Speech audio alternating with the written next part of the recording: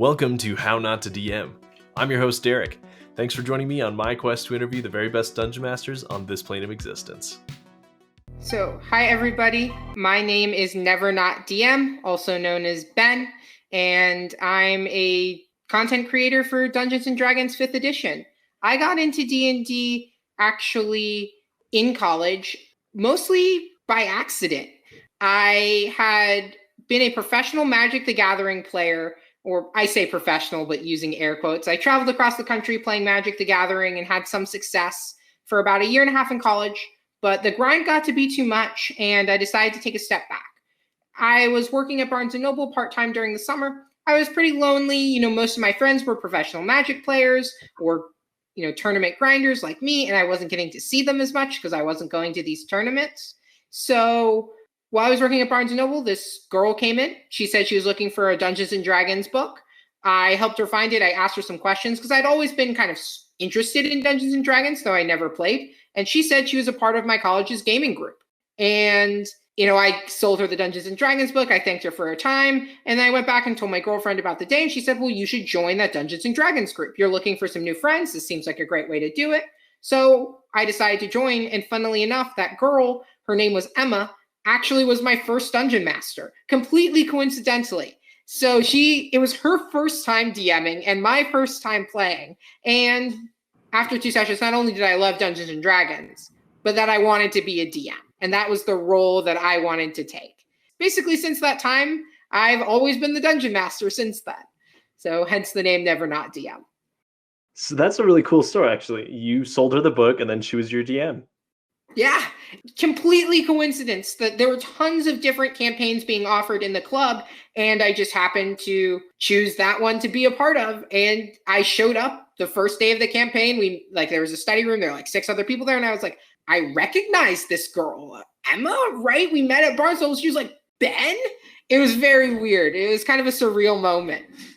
I love that. All right, so you kind of alluded to the fact that you switched to being a DM really quickly. What was your very first DMing experience like? What kind of adventure did you run? So my very first DMing experience was running a one-shot that inevitably turned into a 2-shot in a homebrewed world that I was creating. I wanted to set up some lore and some background for the campaign that I wanted to run, so I decided to just run a one-shot.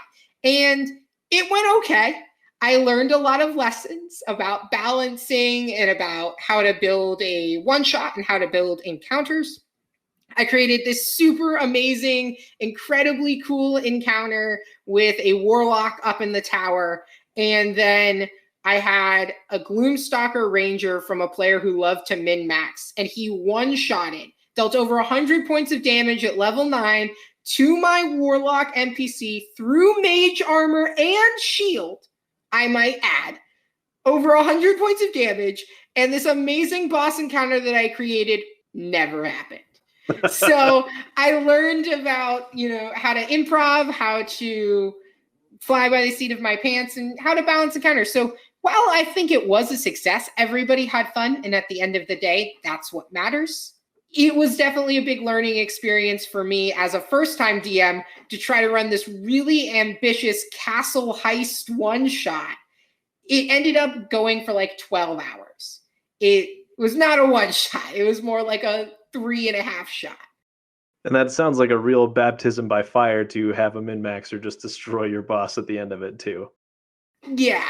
I actually don't personally have a problem with min-maxing players. A lot of my players like to min-max, and I'm okay with that. They're good role players as well. But it was definitely a wake-up experience for me that I need to design to the players that I have and not to the imaginary players in my head. Valuable lesson. That kind of leads right into our next topic, which is, what are some of the worst mistakes you've made as a DM, and what lessons did you learn?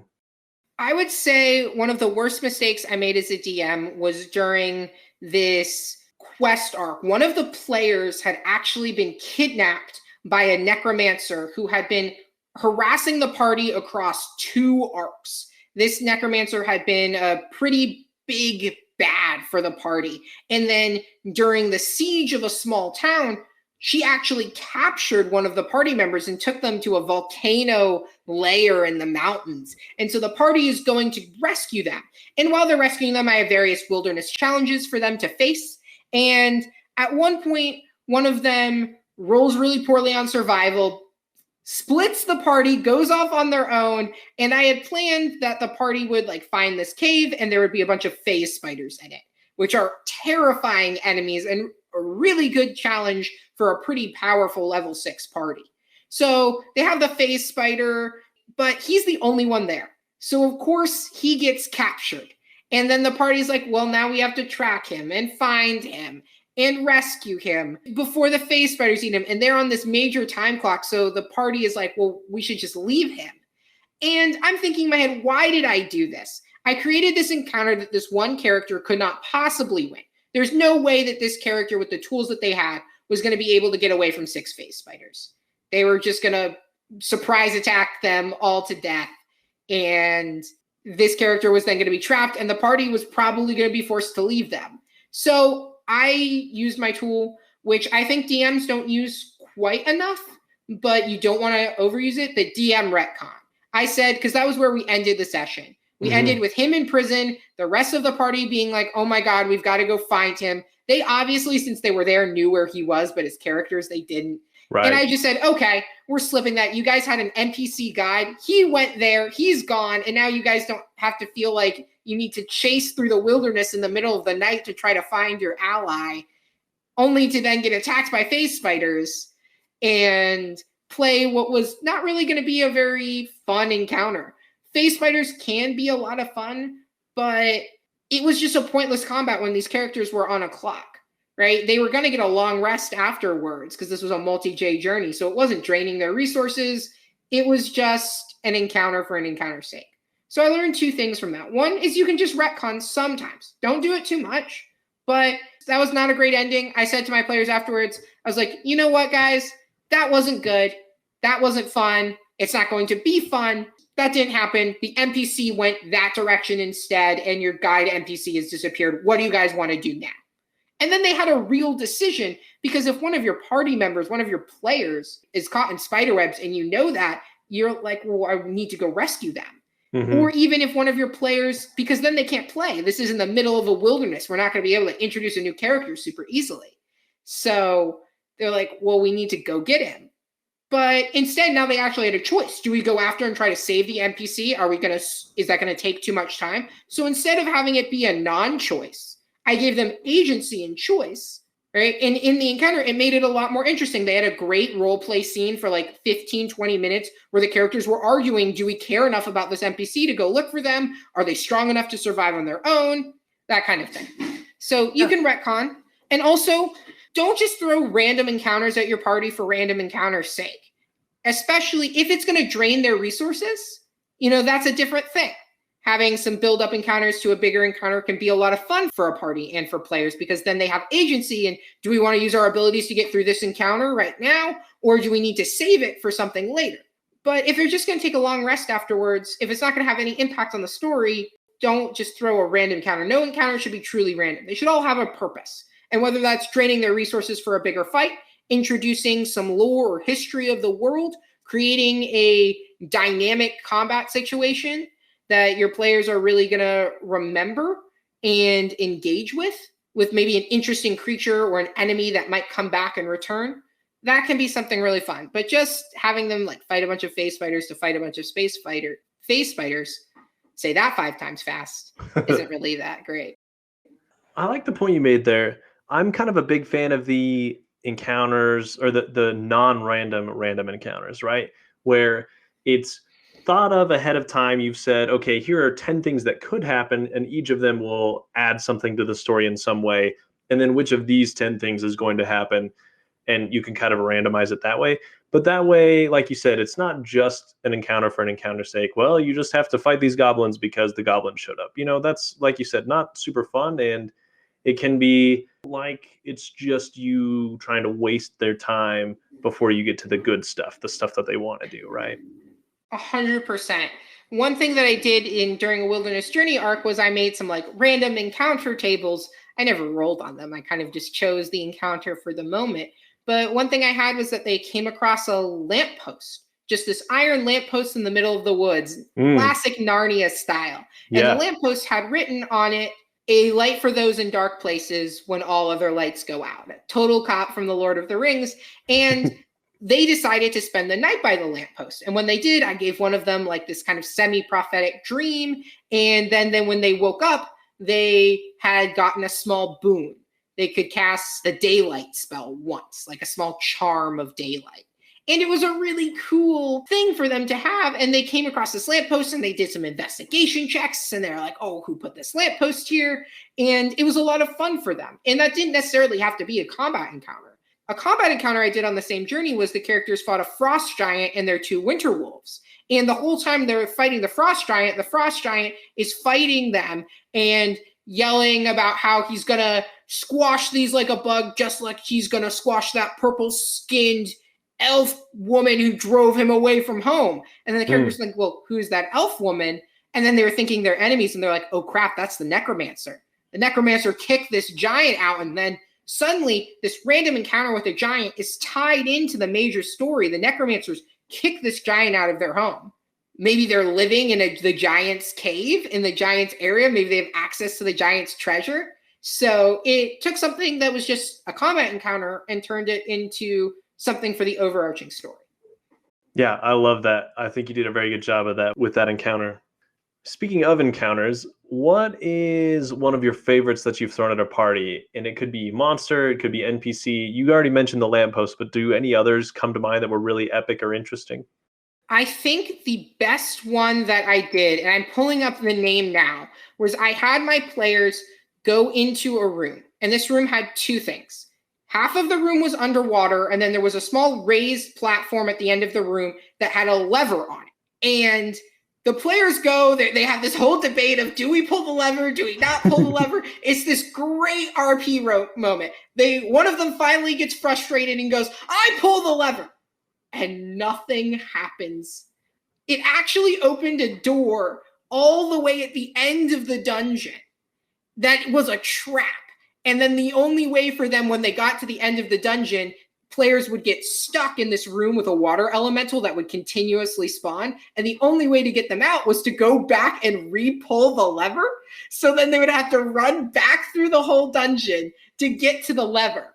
And what was great was that the closest door, the door on the opposite side of the room, the one they didn't come into, was actually a sentient door named Malafata Batihatian Kopesh III, the most sentient, ruler of the room with 4 pillars, it that thirsts mightily, and maker of the bottles of the souls of the foolish. And this door is the most pretentious, stuck-up door. It thinks it's the best door in the world, and it will only open if it's given a blood sacrifice, or that's what it tells the party. Really, it just wants treasure, and it wants to start the negotiation out at blood sacrifice. And so then they'll give it treasure. So it's just this ridiculous, pretentious door. And the party, one of the paladin goes, touches the door, gets turned into a bottle. So her soul gets imprisoned in a bottle, but she can still talk. So she's floating in the water in the bottle. They're trying to negotiate with the door to give them the paladin back. They negotiate successfully. They have this great RP. Then 2 of the players get stuck in that whirlpool room at the end of the dungeon. And suddenly they have to run back. And the door is like, no, I will not open unless you can state my name. This ridiculous name, all of his titles. And so I made the person running who was like, oh my God, my friends are dying to water elementals that keep spawning. Open the damn door. And I made them roll intelligence checks to see if they actually remembered the name of the door. And they couldn't remember the name. So then they had to shout for another party member to come help them. Used sending to call across the dungeon and was like, what was the name of the door? So it was just this absolutely hilarious, ridiculous encounter that this door that they thought was super funny and they never thought they'd see again comes back and is incredibly relevant. It's like, you don't remember my name? It was great. They had an amazing time. 3 players almost died. And it was This was like a super powerful level 8 party with amazing magic items, and they were just sitting there like two of them are just locked in this room trying to fight water elementals. One of them's trying to lift the door and getting their fingers crushed underneath it. Two of them are trying to remember the name. It was great. Oh man, that does sound like a lot of fun. I know sometimes it is the weird, quirky encounters that are the most fun for everyone, right? Like the killing blow on some boss monster is pretty cool, and some negotiation is cool, but like the second coming of the door, that's pretty hilarious. Oh yeah, if you touch the door without giving it its proper tribute, it turns you into a bottle. It's the maker of the bottle of the souls of the foolish, right? It says everything in the name. You're supposed to pay attention. Oh man. And of course it says the name really fast, so they're like, what was your name? And then it says it really fast again, and it's just great. I've had some other amazing encounters. I ran some pretty fantastic sieges.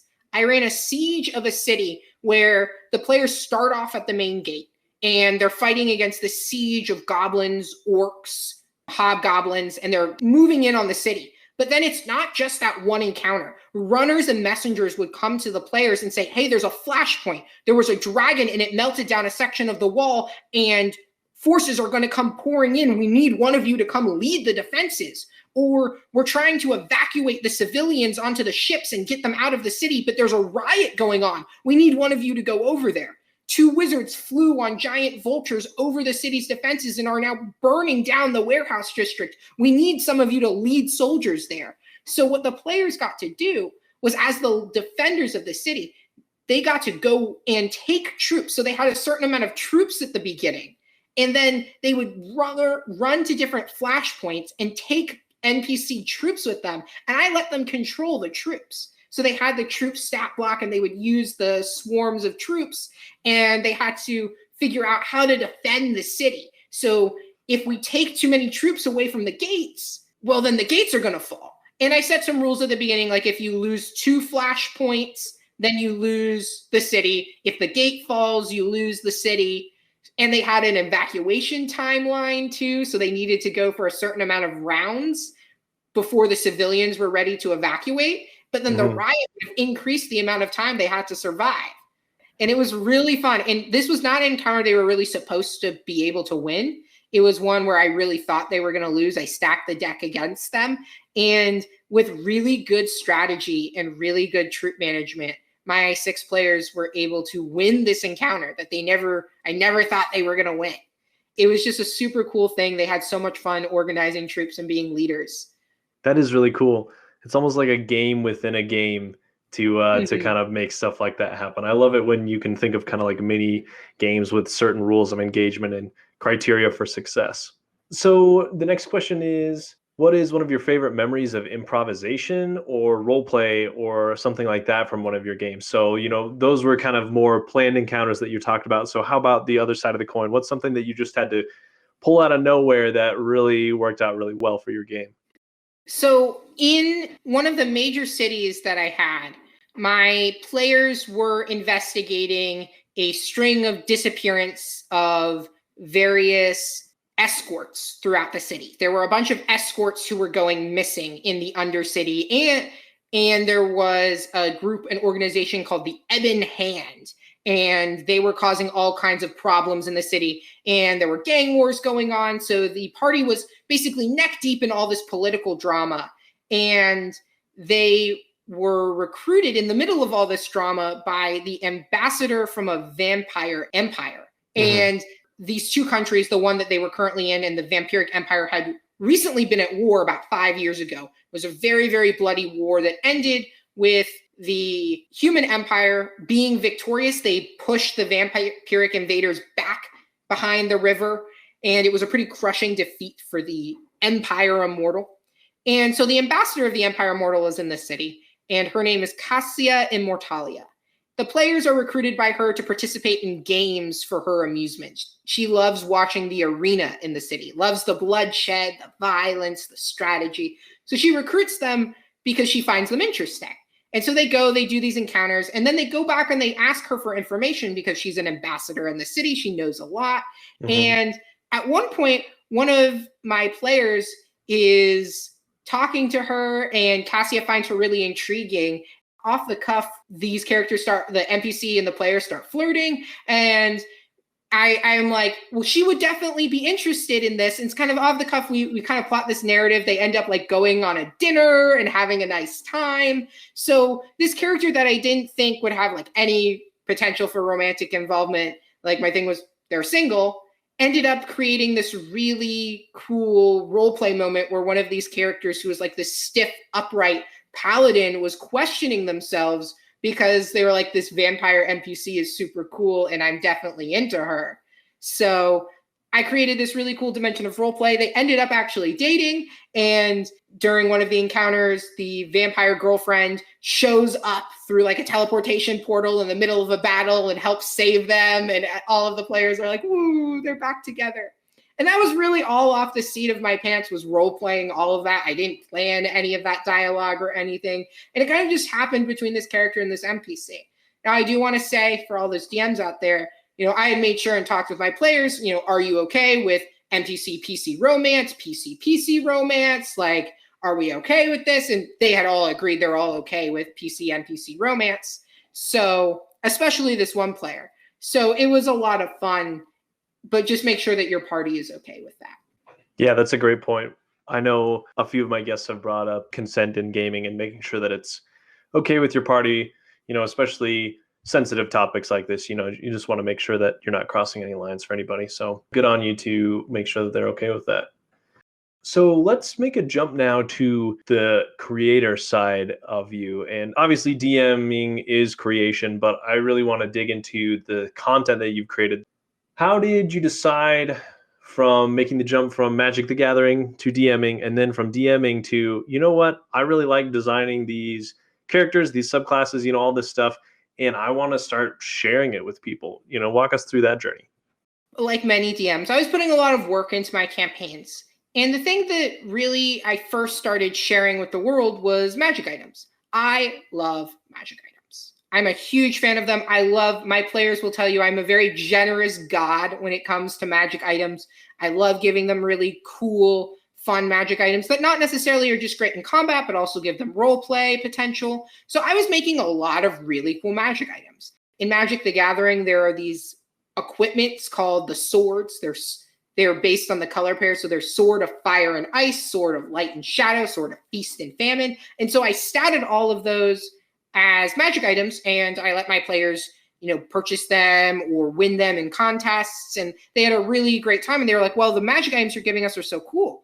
And so I was spending a lot of time making these magic items and making homebrewed monsters for my encounters and doing a lot of creative world building. And I was like, well, if I'm putting all of this work into it, I want to share that out there with the world. I DM for free, and I thought it would be really cool to try to get some of my products out there and maybe see if I could turn my hobby into something that I could not necessarily a job. I don't think I want to do D&D as a full-time job, but it's something, as a little side hustle. So I decided I was going to start taking some of the things that I made and refining them and professionalizing them. And I took that first leap with Dungeons and Dan's. He's a great creator on DM's Guild. You should 100% check out his stuff. He has a lot of great free stuff out there. I'd really encourage you to tip if you have the means. He makes some amazing content. And I had never done DM's Guild before, and I asked him, hey, would you like to collab with me? And he said yes. And what we ended up doing was I worked a lot on a subclass for a Yuki Onna. It's also known as the Snow Women. It's a classic creature from Japanese mythology, and I love Japanese mythology. So I worked on this Warlock subclass, and then Dungeons and Dan's, who makes a lot of monsters, worked a lot on the creation of the Yuki Onna monster. And so then we paired them together, and I wrote a bunch of lore, and we released this small little supplement that has a CR17 stat block and a Warlock subclass and a really good amount of lore. That we released that for free on DM's Guild, and the reception was really positive. I mean, I didn't make a ton of money off of it. I haven't made a ton of money off of any tabletop RPG stuff. But it was a lot of fun, and I just decided, well, I've made all these really cool custom subclasses for my players. Let's refine and tune them and make some more and put them out there. And that's kind of how the journey got started. It's funny how that happens, you know? It's really just one small step into something for you to realize, hey, I really like this. I really enjoy it. I want to keep doing it. So you have 7 different titles available on DM's Guild now. Tell us about your publication process and checklist.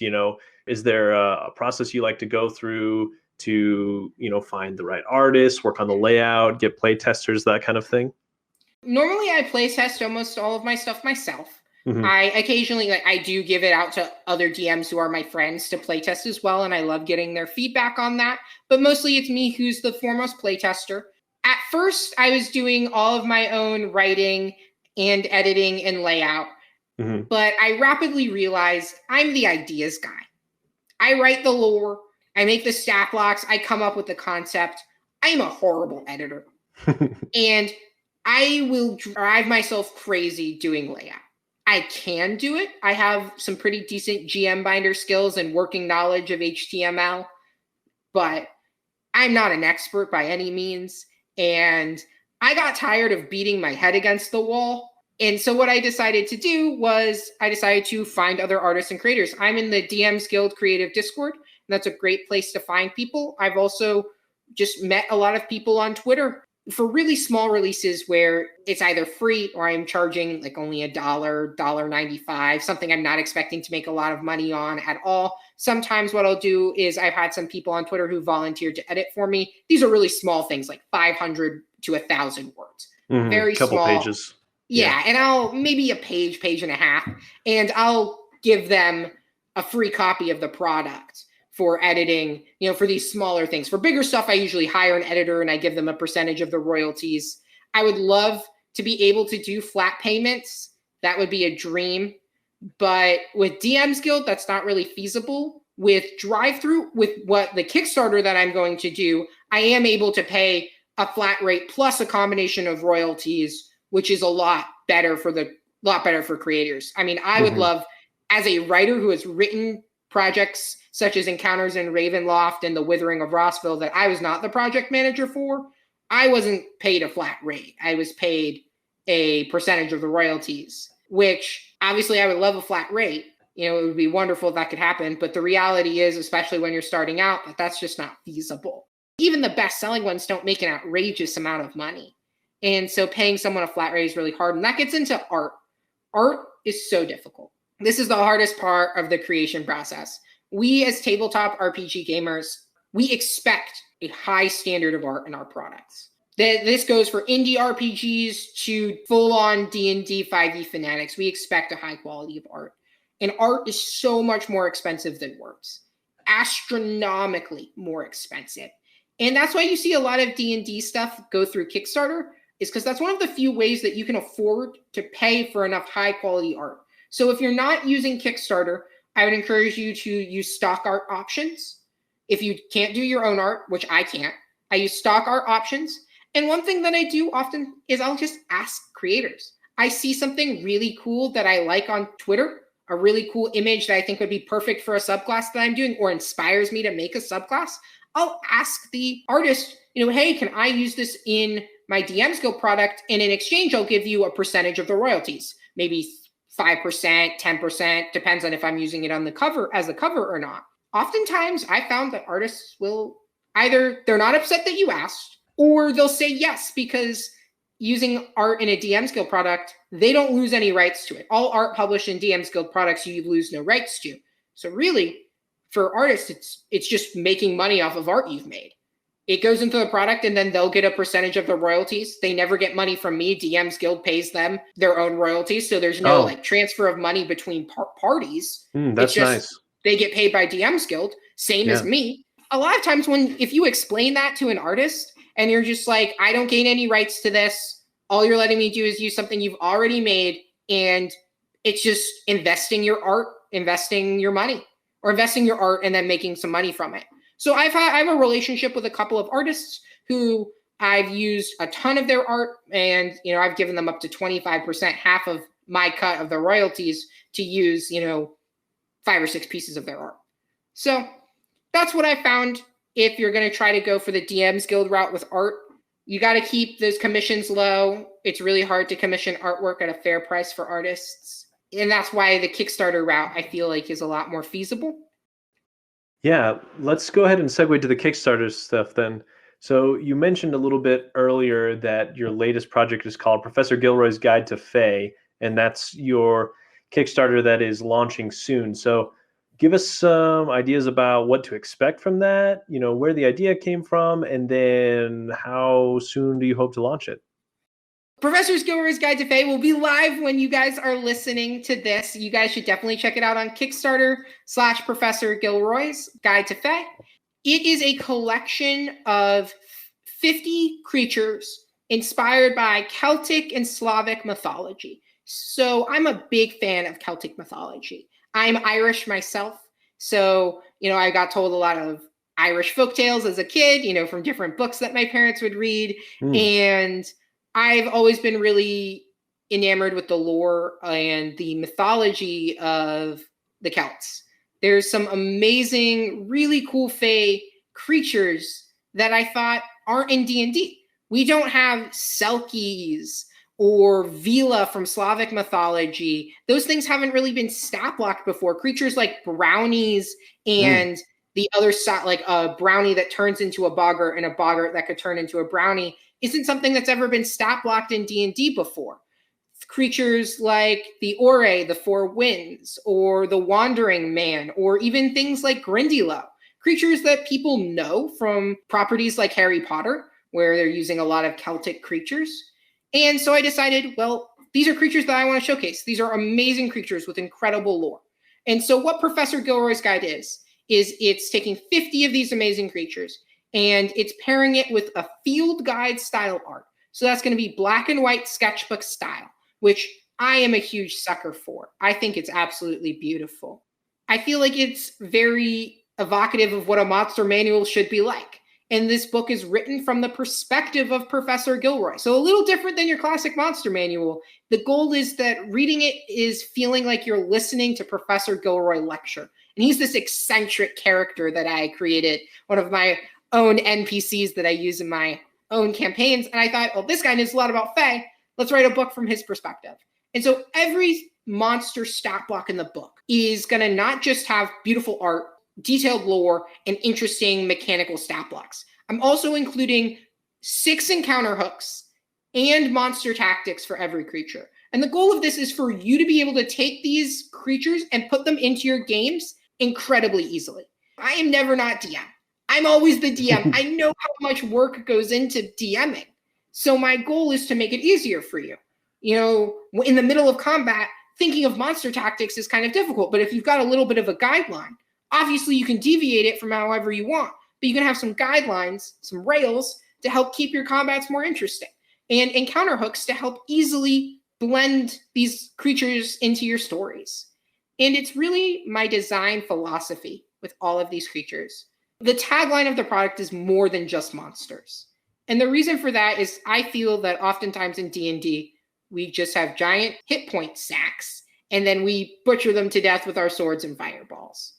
But I wanted to create creatures that aren't just meant to be killed by the party.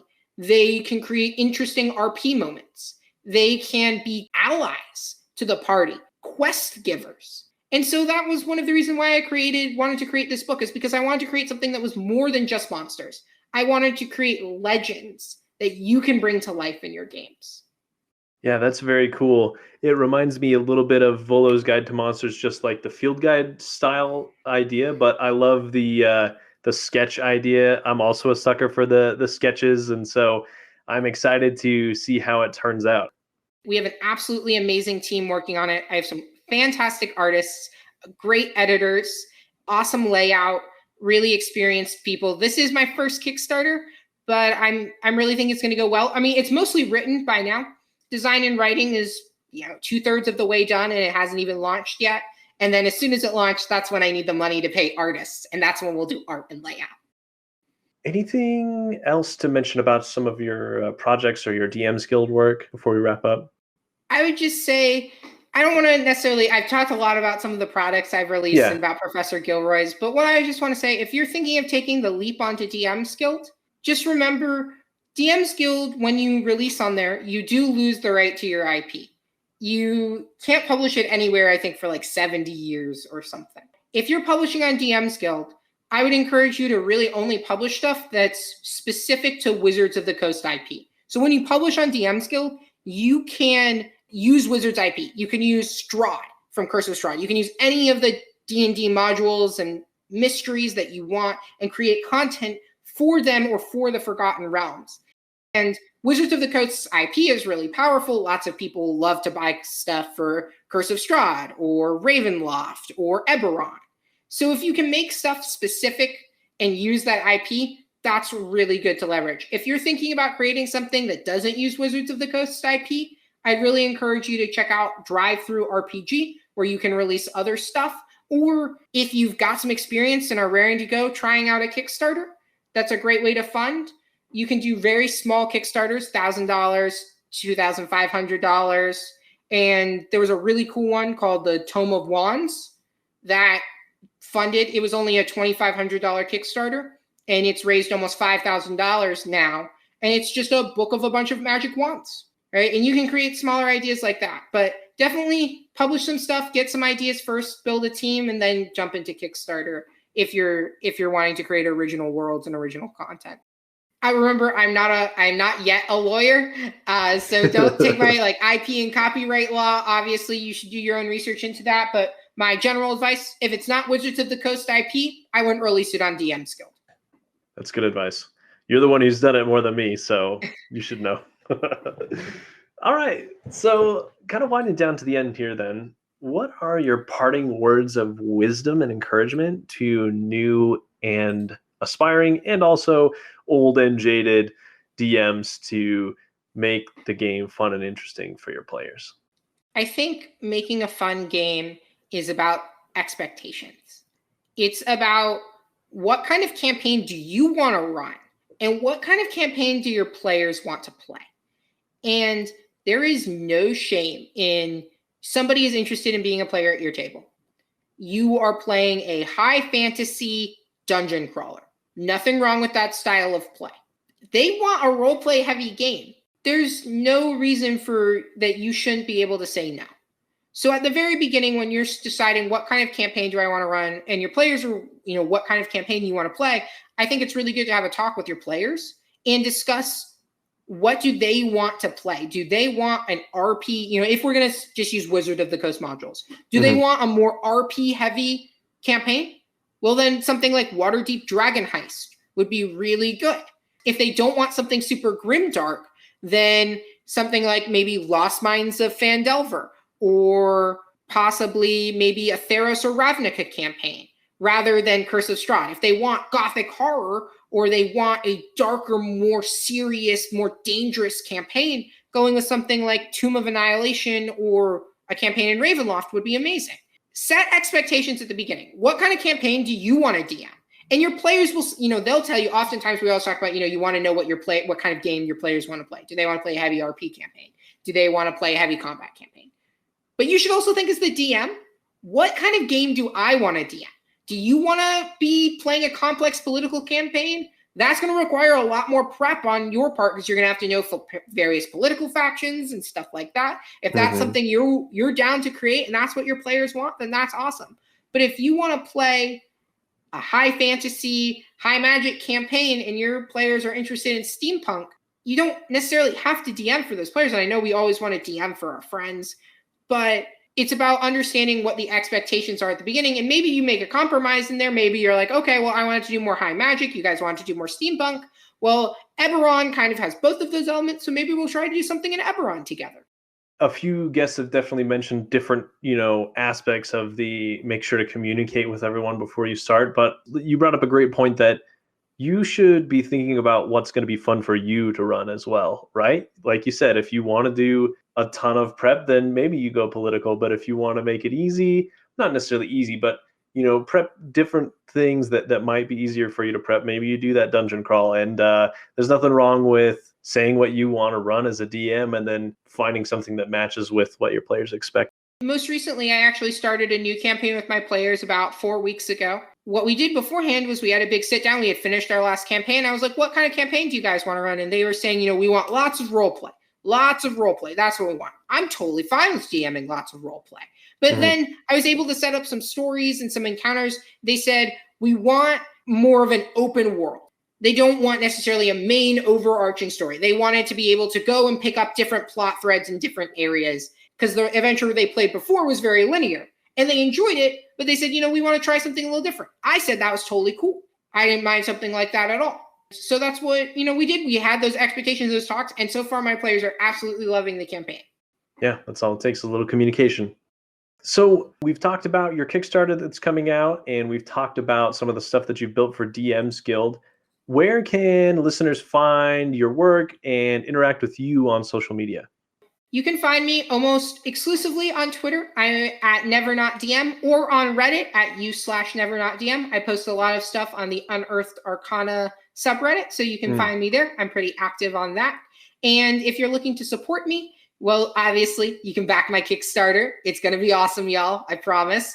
Or you guys can check out my work on DM's Guild. There's a link in my Twitter bio, or on DM's Guild. You can search NeverNotDM, and you'll find all of the work that I've created. I have some awesome stuff that I've written for Ravenloft, a lot of interesting and dynamic subclasses, and some cool different supplements with magic items in them. So I really think that you guys can find a lot of cool stuff. If you want to support me monetarily, check out my DM's Guild, back to Kickstarter. Or if you just want to hear more from me and get I release tons of free stuff on Twitter, monsters, magic items, NPCs, all that stuff. I release that on Twitter. So you can just follow me there. Awesome. Well, thanks so much for joining me, Ben. It's been a lot of fun. I've been looking forward to this one for a while, just because, your reputation precedes you with the cool stuff that you've made. And so really excited to see what Professor Gilroy's is about. And I'll make sure to put all of the links to your DM's Guild and whatnot in the episode notes, so everyone can go check it out. But thanks so much for joining me. I've had an awesome time. I've also had a great time. Thank you so much for having me, Derek.